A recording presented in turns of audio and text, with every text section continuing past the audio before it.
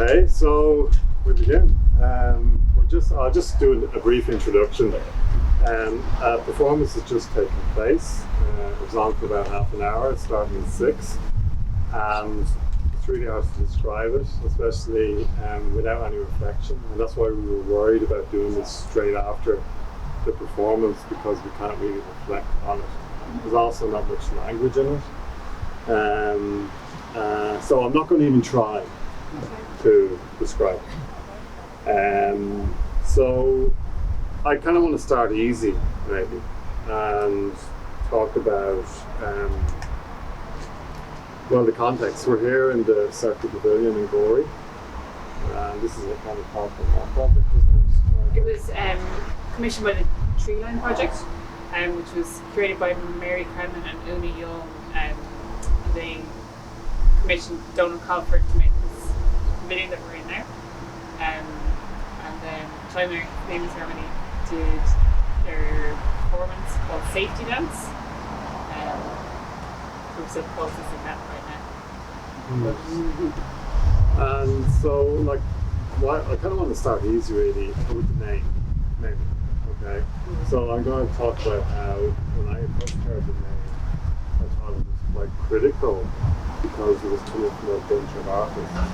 And usually art, when you use something like child naming ceremony in an art context, and if art is a kind of resistance to certain things, artists are resisting to that.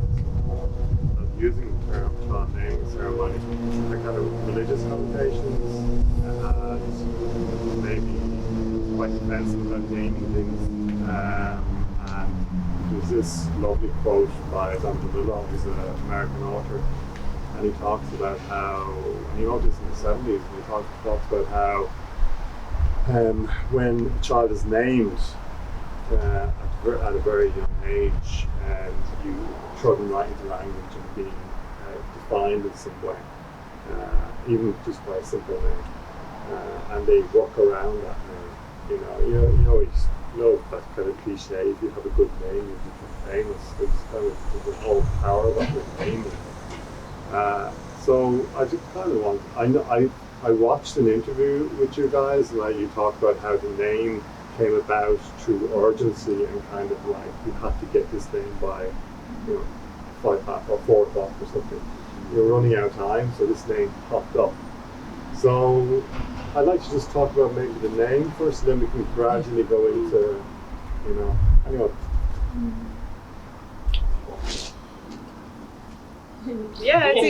That's really good question, or way to, I suppose, open conversation, because it wasn't necessarily that we were kind of,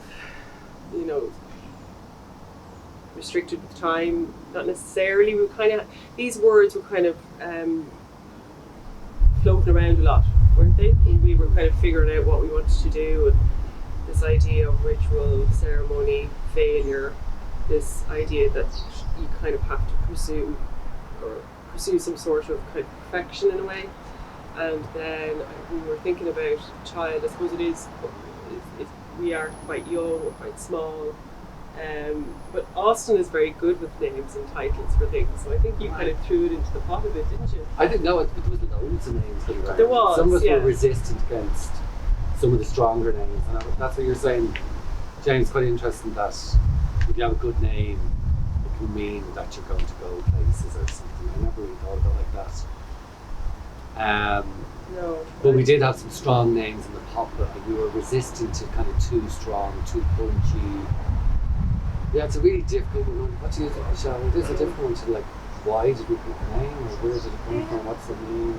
We have spoken about it before, and we were talking about this one particular day and afternoon when we were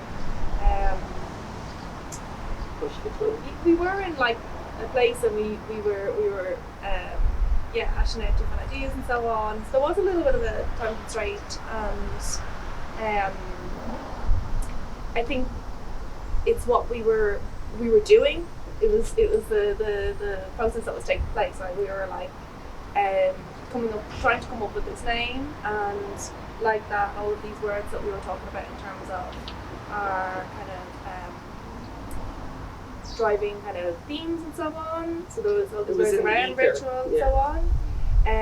And then we also can kind of considered that process, that act of like being many people trying to settle on one name. And the difficulty of coming up with that name yeah. ended up becoming the name. The difficulty. I think that's And so we wanted something as well that wasn't like very kind of static either. I mean, child name ceremony, it has movement in it. It's ongoing all the time. You know, it's something that changes. So I think that's why we really kind of loved it so much, because it meant that it would always change. There's always room for change there in whatever we were doing. because we all agreed straight away. We really did, Yeah. When it straight came up, away. it just was, we all agreed that was the name. Made sense. You know, Yeah. like waiting for the right name or something. Yeah. And then just about the name Safety Dance, can you talk a bit about that? Yeah. Huh? Yeah. There was another time that we came together and we're like kind of having a Trying to come up with a title. brainstorm and coming up with things. So. Yeah, well, it was probably to do with the idea of where safety dance kind of how it came about, and I suppose it was oh god, Song. yeah, it was that song was written in answer to not being able to have that freedom of expression, to pogo dance during the disco kind of era. I can't think of the name of the band now, and men without hats. Yeah.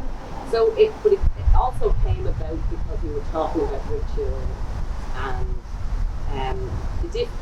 because we always explore ritual and events, and the difficulty we've had with COVID also, and it wasn't a COVID name, but it was just something about it that kind of sit right, but also that freedom of expression that we kind of felt we wanted to be, instead of in previous performances we were kind of very tied together, but we still wanted to be tied together but separated, because all the rituals have been turned on their heads and people have been having difficulty, I suppose, meeting up and trying to organise all sorts of things, and there was a mixture of lots of different things in there, and safety dance was just that random thing. It just came out and it just fit on.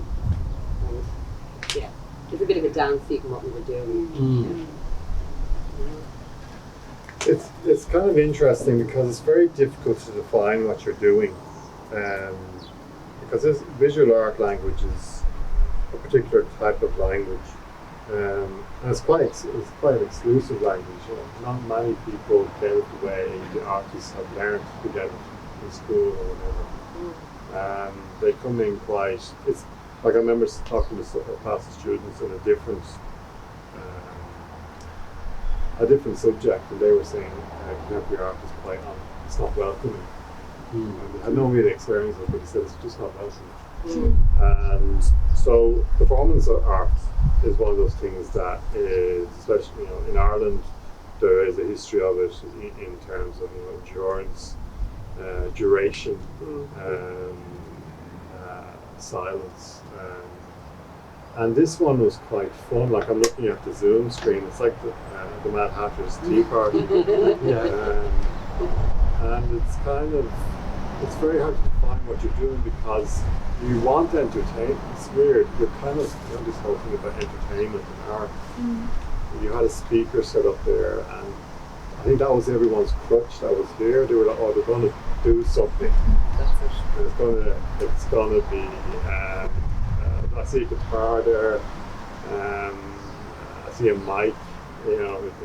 Great. We can get past this stuff, this mess, on the way to entertainment. And it didn't happen. Yeah. And even when you came out, now I'm starting to describe the performance, but when you came out and you didn't sing, it was kind of, it made sense, but it made sense to me because I have visual art language. So I'd love to, hear people that don't have that language and not used to this kind of stuff, this hijinks or or resistance, actually, back to this idea of resisting entertainment and to feel like how they feel. I remember as students doing performance art being feeling really self-conscious. And I think there were points of access though where it was kind of nearly too comfortable, like making the sandwiches and felt like you were surrounded by your aunties or something, you know, Yeah, it was kind bit of of that in it. really Yeah. cheesy kind of, not cheesy, but like familiar. Yeah. Processes. Yeah, those processes and the kind of objects are definitely triggers. They're familiar. Yeah. Yeah. They're relatable, definitely. You know, to Irish culture specifically as well. And I suppose it's kind of, I think what you're saying, James, there, the performance is a bit different to what we'd be used to in a kind of fine art contemporary art context. Because there's an element of, I think what we just did there, Safety Lamp, it's kind of like a play in a way. It feels like a bit of a play, a bit of like the steps in the story, and But there's a sort of narrative, yeah. and there is a bit of slapstick comedy elements in it as well. And slapstick kind of sketch influence. There is that art language because we're kind of suspending the audience's expectation or something, and I suppose that is something to do with contemporary art, whereas the ordinary, maybe our aunties wouldn't probably get it and they might be kind of a bit disappointed with our action. Well, my sister was here actually in the audience, and I know by her face she always has this kind of disapproving, kind of like, what you're doing is weird face. Yeah. And I caught her eye and she was just looking at it, and I was like, oh, she did not like this at all. Yeah. I'd love to hear, Yeah. what non-art people have to say about it. I think like there I is don't know if they would rule it. it's a huge canon of performance in Ireland. Like there's a huge history of very specific type of performance, especially around duration of performance and endurance. Yeah, there really, really is. I think things are changing a little bit now. I think we're more interested in kind of messing things up a bit, mixing things up a bit, and definitely trying to kind of bring some, kind of comedy and humour, maybe even a bit of dark humour into it, and as well as that, we consider time very, very specifically. We try to keep them quite short in terms of like 30 minutes or whatever, to kind of keep the audience's attention, in a way. And I suppose, objects are very, very particular, very, very considered as well. They're a huge part of how we make decisions, objects and kind of processes. Yeah, and to go back to the familiarity, there's some sort of kind of expectation of what's going to happen next, and there's those moments, objects of familiarity, and then there's something kind of letting down the expectation or Disruptive elements, we kind of like how. Yeah, like it was weird in that I was saying this to Emma afterwards. It was quite relaxed, and Michelle was saying like I didn't feel any tension. There's moments, there's breaks where you went behind this, so that you have two areas. You have the performing area, and you have the rehearsal area, the area backstage. Backstage, and you there was lovely breaks where you can kind of just let go and then waiting for you to come back out, but you're not expecting so much to happen, but that's fine. And you don't have to keep people, and this idea of entertained or action or another prop, and your props are very like eggs. You can't get any more. What you find sometimes in performance, there's a sensitivity and a kind of focus on the props looking really good to hold the performance together. And in this, like, you have eggs and you kind of just tumble them in, and Celina was just kind of throwing the bread over, and there was moments where it was kind of it was funny, like, it It was playful. Yeah. I was kind of giggling to myself in a sense, like I had the camera, but it was kind of I couldn't stop. Chuckling. Chuckling at the kind of those moments. I was uncomfortable when the balloons were blown away. Oh, yeah. You were like Yeah. doing everything to kind of attach them to that thing. Yeah. Yeah.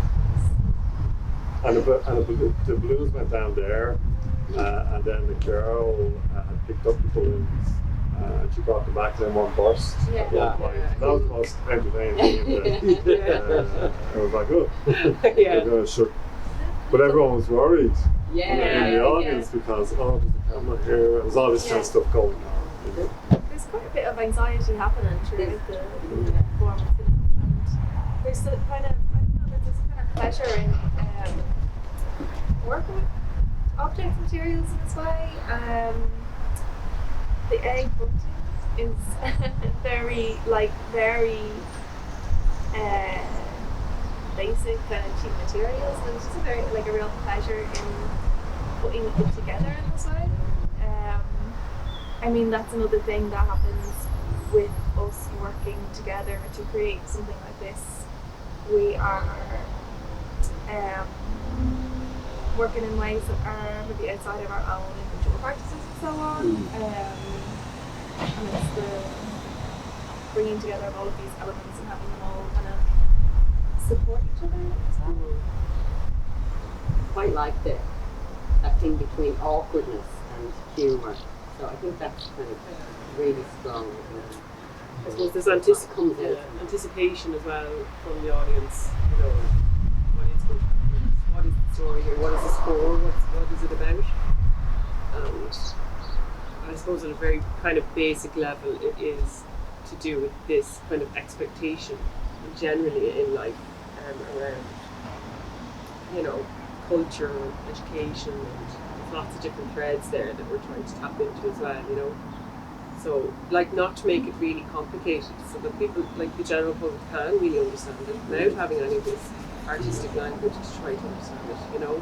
Visually they can understand it, and they get it through different kind of movements and play. And, you know, it's okay to fail sometimes, not everything's perfect, you know. Yeah, I don't know, it's interesting to spit all of these things about the language in all of these ways, but everybody's experience of any artwork is going to be very individual as well, so those things always working together means that there is all of these kind of layers of meaning and layers of experience, which, I don't know, personally it's all valid in a sense, right? Like I would much rather have I'm quite interested in people with all sorts of knowledges and so on experiencing all of those art bring whatever we should leave out a notebook. but like, tell us how this affects you or how you experienced it. Yeah, we like when you have an art language, you bracket it into a certain, you know, as I did in Irish performance, so you start, you know, make stuff more comfortable. Michelle talked about like your individual practices, and this is a question you're probably is something you're probably sick of, but you know, individualism is something that we're more than ever, I think, for artists we're dealing with on things like Instagram and stuff. There's a kind of a real open individualism, and this has been going on for like over 100 years. I think Oscar Wilde said art is the purest form of individualism. But he said in a very positive way, like he said that it's pure, you know, it's pure individualism. But like you're working together in a collective context, and you're giving up certain things maybe, or you're not, or you're getting things back. And you're working in a kind of shared environment with each other, so there has to be a lot of trust there. I don't know if you all were in our college at some point together, were you? Or there's some sort of bonds that struck up there. But myself and Emma were talking about this earlier, and Emma was part of a group that was formed, or they went to school together, you know, and we're talking about the bonds that happen in school for some reason, in our school, rather than in the outside world, which is much more I don't know, distanced or something. You don't get the problems. So is that something positive out of our school, that you've come together in some form? Because you're a very specific group of artists with very performative multimedia practices. You're not strapped into a certain type of medium fully. You're very expansive. Like I remember seeing some of your degree shows, and there was a sense, there was an energy around it that was very expansive. It took in loads of different things. Like what happened there? I suppose my question is this idea of your individual practice and collective work here and working together. There's something here. There's something special in that. That not many people get. I think that point you made there about, our individual practices are quite, they're layered. Like that desire not to be kind of pinned down was a huge thing that brought us together, and not working within specific restrictions, and wanting to kind of respond to each other in that way and meld together in that way or something. I think we just share that we're all quite open individually to anything. We don't feel, I don't think either of us would define ourselves as painter, photographer, performer. I think that's one thing we do sort of share, maybe that's what drew us together. Trust is something that is a big part of it. I was thinking about that earlier as well, about like what we were doing today on the way to this evening and over the past few days and interviews and so on. I think working in this way, all of these different elements, these semi-improvisation, and what trust means and all of that, like even in how we're moving together and how we're tied together and how we're something is being created as we're performing, right? We're not it's not this fully step-by-step rehearsed thing, and there's a lot of trust on that. That is again, we understand each other. Quite we really do. Yeah, I don't know. I think we could trust that it's always going to work out, don't we, as well? Even though it might not feel it. Because we've done so many things together and we've been involved with each other so much. And the journey might be painful at certain points and frustrating, but you always know it's like it's fine, it's fine, it will work out in the end. Yeah, and you have and to it always does. Yeah. So there is that trust is really important. Yeah. You have to each of us has to kind of let go along the way as well. Absolutely, Another level of that and another realization around that. And, there's a real comfort or something in that letting go. For all of us to let go a little bit or relinquish control. Yeah. I mean, for me, I don't know. I think it's like a mixture because, like you say, there's a real comfort in that, but I suppose something about letting go sometimes can be there's a discomfort that you have to go through to do it, to get deeper into a trust in a sense. No, there is loads of discomfort. There's loads of discomfort. Yeah, there's actually more discomfort than discomfort. Sorry. I'm just thinking. Speaking the truth. It's actual hell. I kind of like that idea that, all the decisions don't have to be mine, and really working democratically around things, Everything is the whole process is and very sometimes decisions can take forever. It can take a long time, And, that really discomfortable. Discomfortable. It's a great word. Uncomfortable.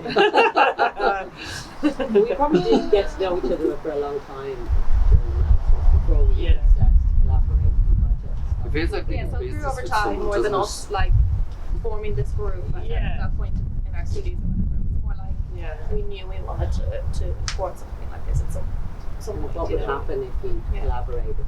That took a while. Care and respect and support are very important things when we're working together. We've managed to do that, Mm-hmm.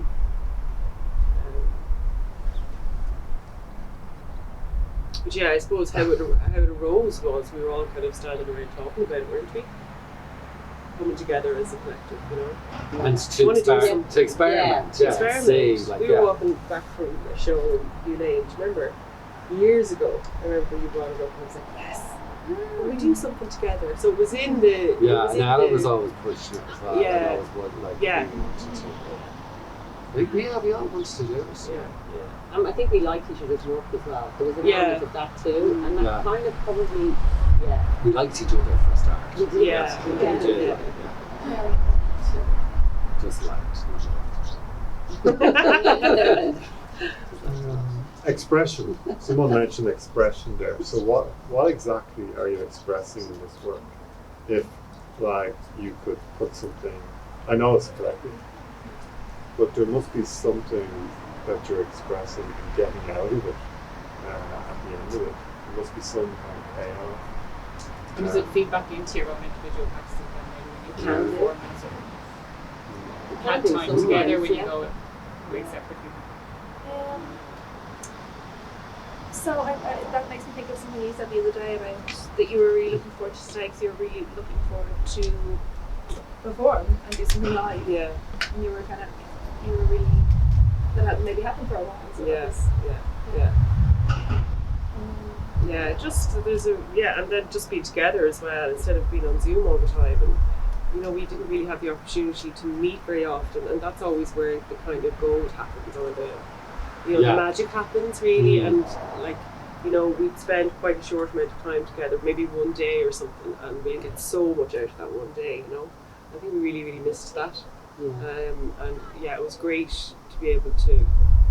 Yeah, just to do some work live, like do something live, and It's like there's an energy when we do There's an all come energy in it. together. When we have physical meetings, and we did always have physical meetings before COVID kind of restrictions, which made it much more difficult. But there would be this great energy, and you kind of, it's a bit lacking when you're just Zooming. You get a bit, Yeah, it but is. it's not the same. So good expression though. But what do we express at the end of this work? I think you should- What are we trying to I don't express? know. God, there's somebody else answer that one. I think there's a playfulness actually that Yeah. Playfulness. that comes when you say like what do we get from it. I think one thing for me definitely that playfulness. The kind of maybe the more comedic elements as well, right? Yeah. Picking movement actually. Reflecting on like what we've just done and how we were moving with the different objects in space. I mean that's not something that I'm not doing that by myself in this. No rules as well. I kind of like the idea sometimes with collaboration of not having any rules. You know, whereas even you're making your own work, you've set up rules in your head. You know, and when we kind of get together, because there's too many minds together, you kind of have to let go and let it be. I suppose like as a group, you know, like together, like in terms of what we get out of it is that idea of like movement and being together and the energy that it creates. And I suppose then But what are we trying to express? Yeah, that's that's it. that's what I'm That trying to yeah, think about. I think it's creating a space. But is it? You know? I don't know. Are we trying to express something explicitly? Are we more trying to? It's like Exploring, probably. I just can't I do think there was something about what we said earlier though about having these familiar elements and objects in action. There's always this kind of disruptive element. There's always this kind of like seeing what happens when it does fail or it does. Yeah, I think that idea as well. We're talking about the white box really originally, very, very, very, very, like very, very beginning. We were talking about this idea of the white box and having spaces and, you know, hanging, all of those kind of, you know, things. And then we kind of wanted to do something that was the opposite of it. You know, how can you do something that's the opposite of that and make it relatable to everybody, you know, in a way that, you know, trying to poke fun at like institutions and art galleries and places where art is supposed to be shown and how it's supposed to be shown. Kind of trying to break the rules a bit, really, I think. I think that's really what we're trying to do. Initially, anyway, wasn't it? Yeah, and probably poking fun at ourselves. At as well a ourselves, bit. yeah. Like, not And don't make take ourselves yourself too feel- seriously. There's a lot of uncomfortable, make ourselves feel uncomfort, and I think we're trying to express discomfort and sort of anxiety a bit as well. Yeah. There's a bit of anxiousness. Yeah. You know, I think that's there. Yeah, Would the that core. work, Michelle, do you think? Yeah. Do you get like braver within this? Is there a protection within this kind of collective? Like you can do things that you may not do in your individual practice, or even think of like Definitely. this. Well, Yeah. some practices probably are brave anyway, but like I don't think you'd ever. Different I don't think you would wouldn't- never I call it wouldn't- a I'm the reluctant performance. performer. Yeah. so I never do it probably for myself, but in a group, it kind of something just happens, kind of magic, I think, and something works. Yeah, and it's easy. You've got each It's to other. do with being the group, and I probably never do it. That's the support. Really. That peer support. We ended up performing more than we intended as well. That was the other thing. Yeah, because we intended on probably doing all sorts of different media. It just got performance probably became more. Oh, I suppose COVID really kind of put a stop to a lot of that exploration in terms of like installation of film. Yeah. So we were talking about doing film somewhere too. yeah. But this is good because there was a bit of installation in it as well. And we do bring props and things, so it adds to that bag of. Yeah, and we And make costume, stuff. Yeah, costume. Michelle made the egg bunting, and Fran made the panels with all the graphic things on them. So we bring individual stuff into it as well. which is Yeah. nice. Yeah, and then the props are kind of like collage in a way, aren't they? They're bringing all these kind of mad elements together. Yeah, I think we're still figuring it out though, you know. And I think that's what's good about it, that we're not certain. There is uncertainty really, you know, and that's the thing that we want to try to not push but explore and feel free and unafraid of the uncertainty of it and trying to think it out, you know. What if this is just a scenario that came into my head? Like, what if this became a thing that became successful? Like, all of a sudden, you get attention for this beyond the attention you're getting for your individual practices. Would that change things in the sense that it would become more valued, you know, in the public eye, or the people that have power, you know, and that it kind of took over in a sense, you know. From Would our that- own individual practices. yeah, and it became, because Really different. what I feel is that we do, and it goes back to this idea of individual practice being important, and then the other things that we do outside of that being supplementary to the individual practice, and that they keep on, we use these things on the outside to kind of make the individual practice more important, or Energize it. yeah, confusing or something. So it's kind of, I'm just wondering about, because I think there should be more, looking from the outside, there should be more collectives, but they should be, in a way, they should be formed with meaning. You know, I feel that Jews have a bond. I don't mean collectives just are formed to get power, Yeah. rather that formed with honesty maybe, and a sense that they came together out of circumstances rather than agenda. Yeah. So your groups seem to be very close, your friends. The guy, when I was setting up the cameras here, you were talking behind in the backstage, you were joking. It was a relaxed atmosphere. It wasn't, oh here, we're going to perform. Get your stuff in order, you know, Yeah. you weren't, Yeah. so there's kind of, There's some of that, some say relax. yeah. It's just like I think we were interested because, you know, the individual, the collective, like how does that work? You know, how does that work? And is it something you can't form, or it just has to happen? It's good. Or is it about context? Like, is there kind of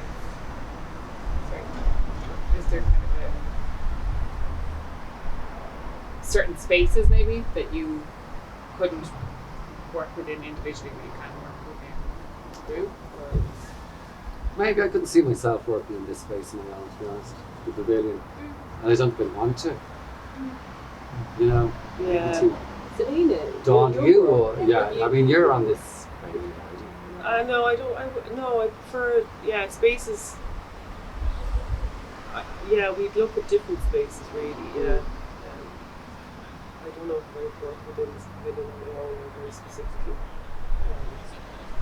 I don't know. Yeah, I don't know. We don't really know, do we? like in response to that question, like it's okay to say that as well, you know.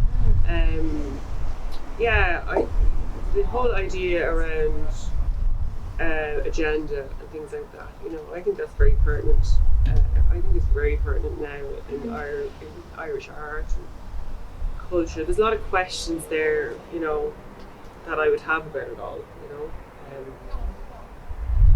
I don't know about anybody else here, like, but it's lovely that we have kind of come together about agenda, really. And a lot of kind of things have happened for us, really, haven't they? We've been asked to do a lot of stuff.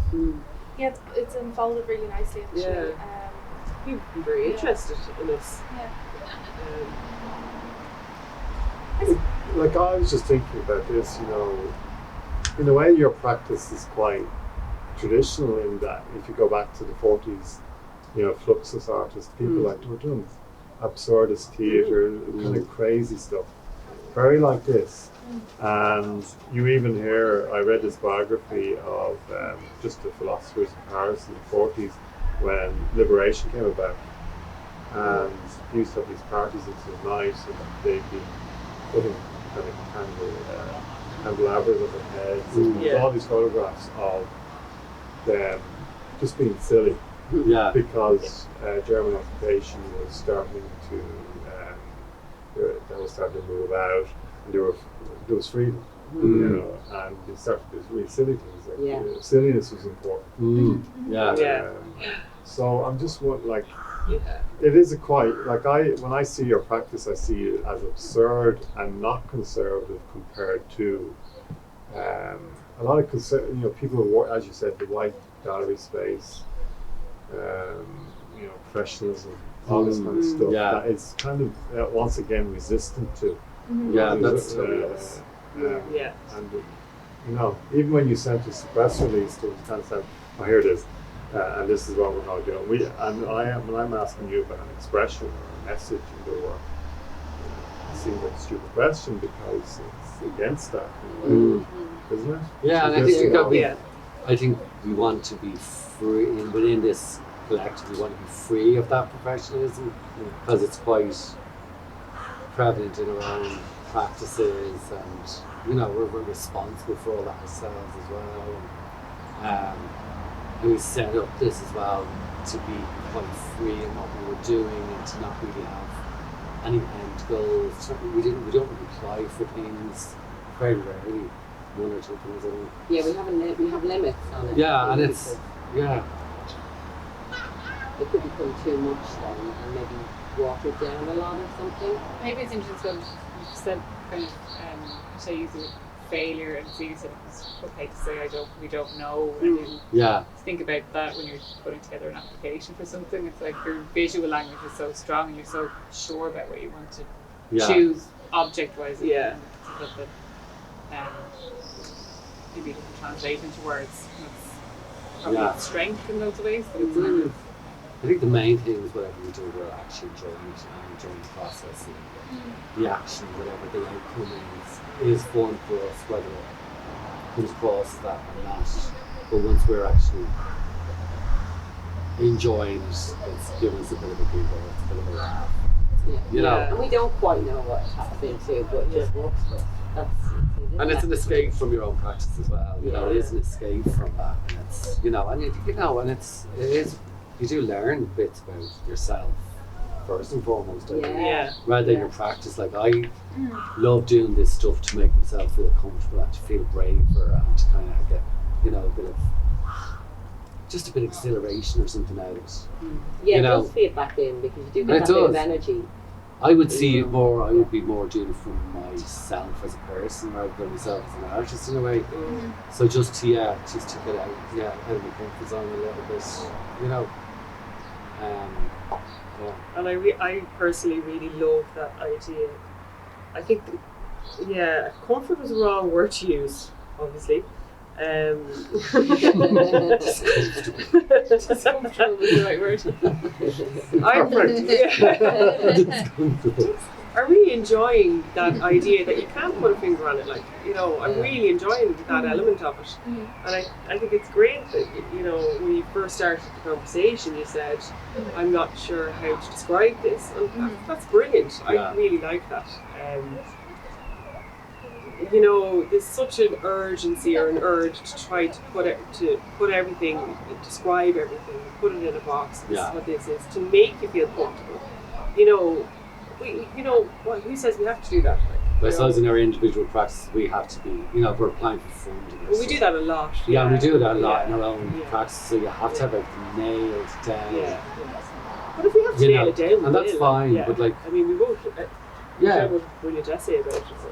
Describe our work for the AI, you know, so, or for Van. So, like, I'm just wondering, how does Ireland, you know, the context of Ireland or Dublin or wherever it is shaped? Like, usually these groups come out of the environment because something's happening, or and usually it's not a kind of internal thing, it's not a personal thing, it's actually the environment around the artist. All of a sudden they go, oh, I'm sick of this, or I don't want to do that, or I hate politicians, or, you know, whatever it is, or hate Greece, or whatever, you know, whatever it is, there's something that sets it off, that triggers artists to do something. Like, what do you think? Because this is in a particular moment in time. I know that we can't really examine COVID because you guys came out before COVID and you were already formed. But what is the art environment or just the normal environment that kind of made this happen? You know, that you need to do this because maybe if you we all have different reasons. Yeah. For me, it was sort of community, to kind of build a community and to be sort of like-minded people and to like-minded to an extent, you know. I think it's been a huge, like in terms of context as well, like in Ireland we're going through a huge cultural shift, you know, like visual art, I think Patrick Murphy said something about we're 50 years behind America, you know, whatever, but apart from that, in our own context, like, there's a huge cultural shift in relation to the church, in relation to, you know, gay marriage, all of these, equality, everything, like all of these things, repeal, huge things that are happening right now. And, you know, Ireland's the same for like 80 years, you know, it's only kind of now that things are changing, you know. So it's funny you're saying, because your title of your collective child naming ceremony always reminds me how little it's changed, you know, just especially in rural Ireland. When like I think it's something like 93% of primary schools are still. That's it. We were having that conversation today. Talking about it today.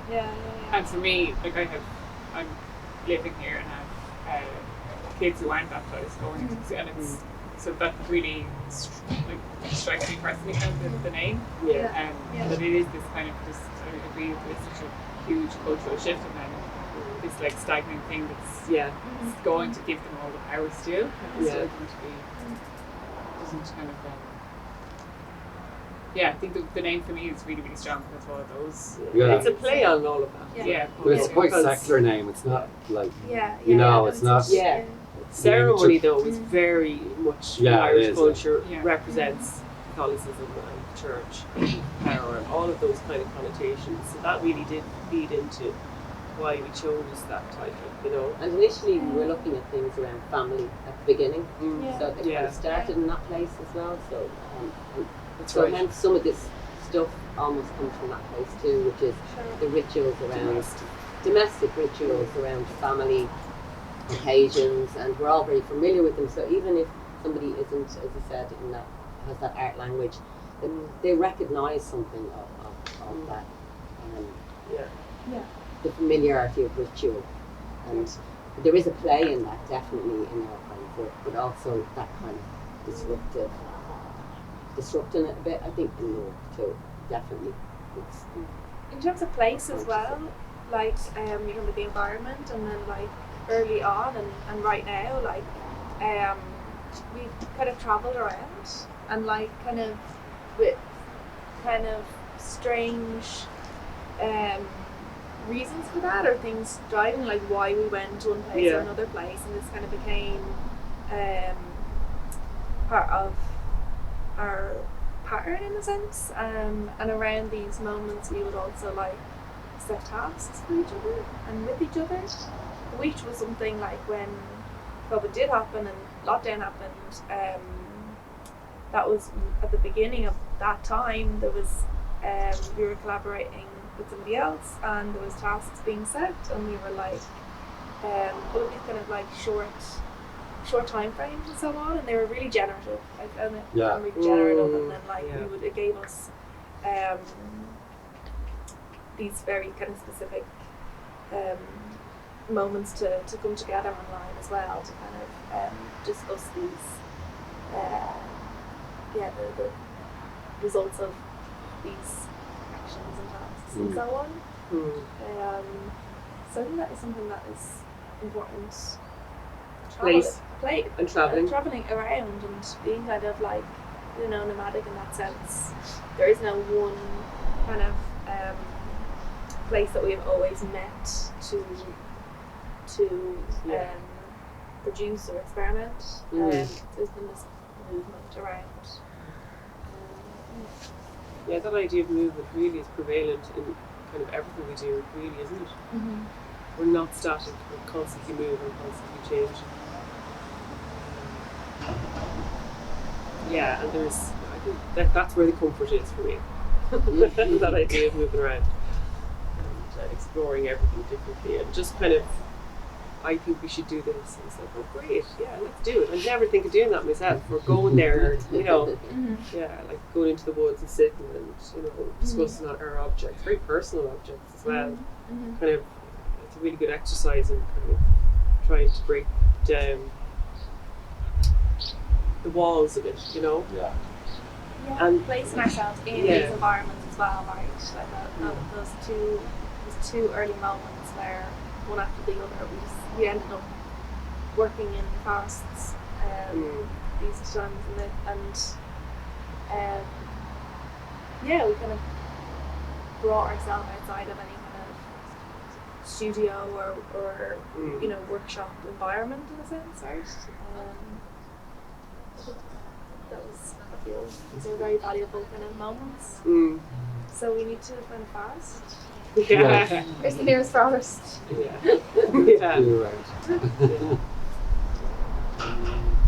have one more question, but maybe we should. I don't know how many viewers we have there. I can't actually see it. I hope you can hear me. But the light is starting to come through there. Look, it's quite beautiful. Waiting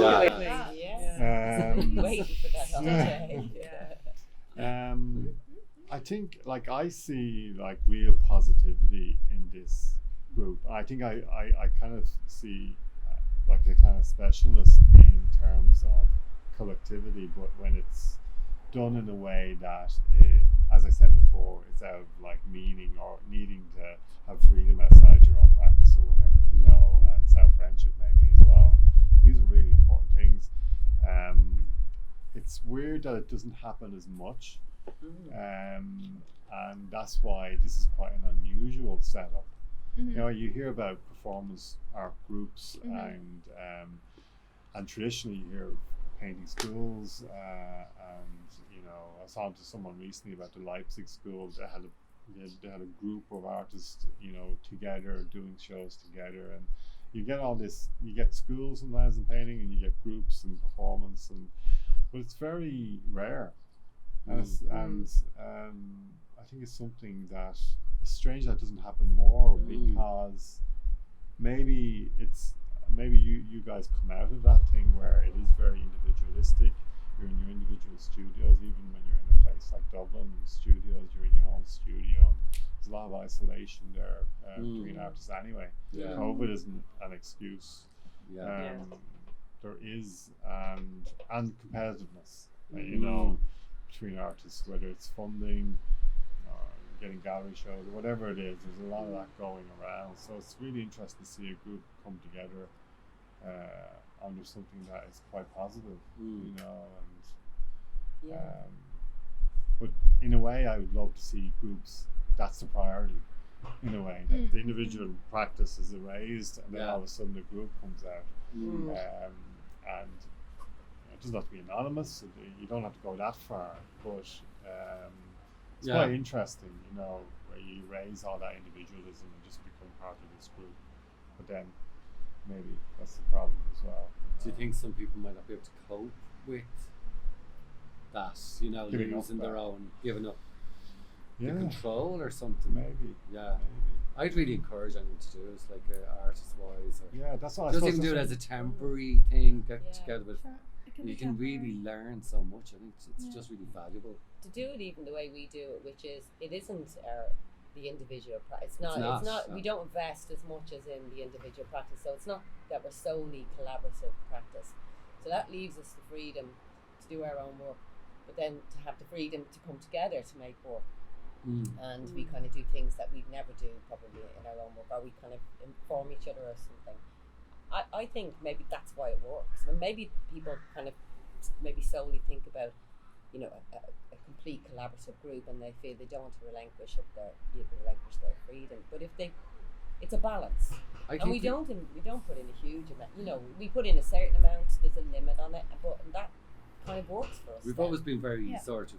I suppose one of our rules, if you have any rules which are just not spoken about, is that it's whatever we do is not from any one hand. You know what I mean? We all have the one. It's a signature, but it's child naming ceremony. You know what I mean? You know, and yeah, and as you say, to erase your hand out of it, you know, totally, and to